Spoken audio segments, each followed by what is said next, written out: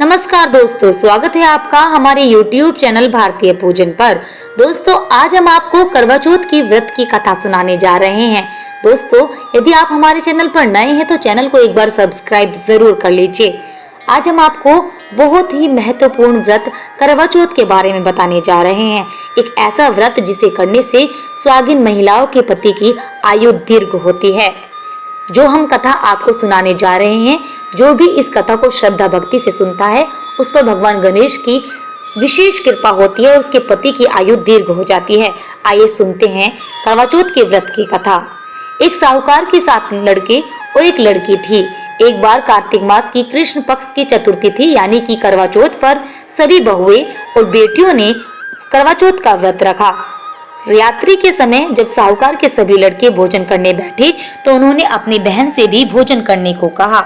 इस पर बहन ने कहा कि भाई, अभी चांद नहीं निकला है, चांद निकलने पर ही मैं भोजन करूंगी, क्योंकि आज करवा चौथ है। भगवान चांद को अर्घ्य देकर ही मैं भोजन कर सकूंगी। साहूकार की बेटे अपनी बहन से बहुत ही प्रेम करते थे। उन्होंने अपनी बहन का भूख से व्याकुल चेहरा देखा तो वे बेहद दुखी हो गए। साहूकार के बेटे नगर के बाहर चले गए और वहां पर एक पेड़ पर चढ़कर अग्नि जला दी।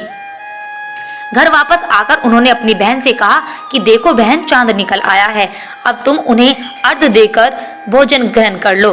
साहूकार की बेटी ने अपने भाभीओं से कहा, देखो चांद निकल आया है, तुम सब भी जल अर्पित करके भोजन कर लो। ननद की बात सुनकर भाभीओं ने कहा कि बहन, अभी चांद नहीं निकला है, तुम्हारे भाई ने धोखे से अग्नि जलाकर उसके प्रकाश को चांद के रूप में तुम्हें दिखा दिया है। साहूकार की बेटी ने अपनी भाभीओं की बात नहीं सुनी और भाइयों द्वारा दिखाए गए चांद को अर्घ्य देकर भोजन कर लिया। इस प्रकार करवा चौथ का व्रत भंग हो गया और श्री भगवान गणेश बहुत ही अप्रसन्न हो गए। गणेश जी की अप्रसन्नता के कारण उस लड़की का पति बीमार पड़ गया और घर में बचा हुआ सारा धन उसकी बीमारी में लग गया। साहूकार की बेटी को अपने किए हुए दोषों का पता लगा तो उसे बहुत ही पश्चाताप हुआ।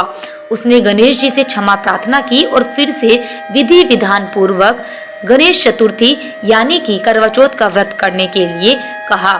तब भगवान गणेश जी की कृपा से उसने बहुत ही अच्छे से गणेश जी की पूजा अर्चना की और करवा चौथ का व्रत विधि विधान से रखा।